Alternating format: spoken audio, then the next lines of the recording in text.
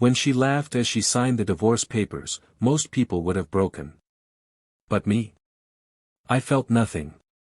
No anger, no sadness, just calm. The kind of calm you get before lightning strikes. For 7 years, Melissa and I looked like a picture-perfect couple. Smiles at dinners, vacations twice a year, little displays of affection that fooled everyone. But behind closed doors, the silence between us grew louder by the day. And then came the secrecy, the phone that never left her hand, the late nights that didn't add up. I knew. Long before she thought I did. Her personal trainer wasn't just counting her reps, he was counting on me staying blind. But while she was busy sneaking around, I was busy building something bigger. See, Melissa always thought of me as safe. A steady guy with a modest job, a plain house, and no surprises. She used to say I was reliable, with that polite smile that really meant boring. What she didn't know was that boring was my cover story. By day, yes, I worked an average job. But by night? I was quietly building a tech company. No flashy cars, no bragging. I funneled every cent back into the business, set up a holding firm, and kept it invisible to anyone looking for easy answers. By the time she handed me those divorce papers with that smug grin, my net worth was already brushing 12 million. She thought she was leaving behind a man who couldn't keep her entertained. In reality, she was walking away from everything she never knew she wanted.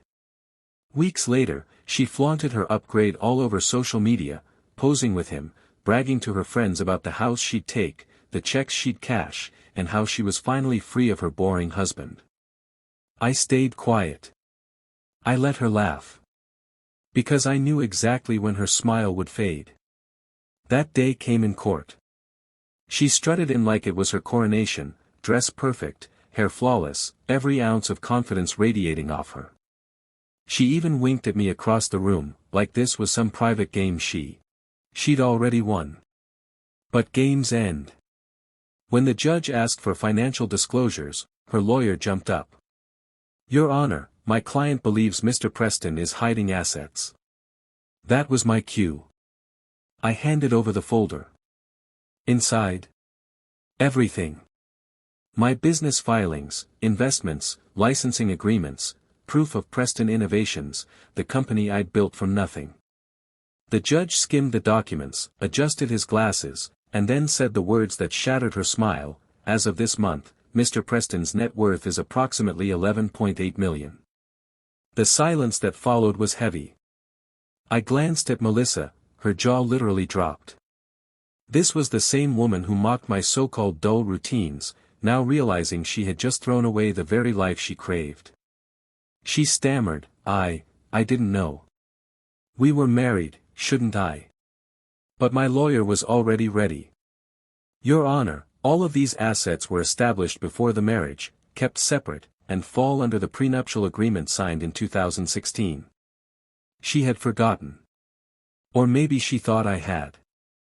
The judge didn't hesitate. There's no legal basis for Mrs. Preston to receive any portion of these assets. Division will proceed only with jointly acquired property. That meant no house, no spousal support, no piece of the empire she didn't even know existed. Just her own car and her share of a checking account that could barely cover a couple months' rent. 10 minutes later, it was over. I walked out calm, without a glance back. That night, I poured myself a glass of whiskey, stepped out onto the balcony, and finally allowed myself to smile. Melissa thought she'd laugh her way to the bank. Instead, she ran face first into a wall built from her own arrogance. Now she sees my company in headlines, hears my voice on podcasts, and watches another woman stand proudly by my side. Sometimes the sweetest revenge isn't rage or destruction. It's silence. It's success. And it's letting the person who underestimated you realize far too late what they truly lost.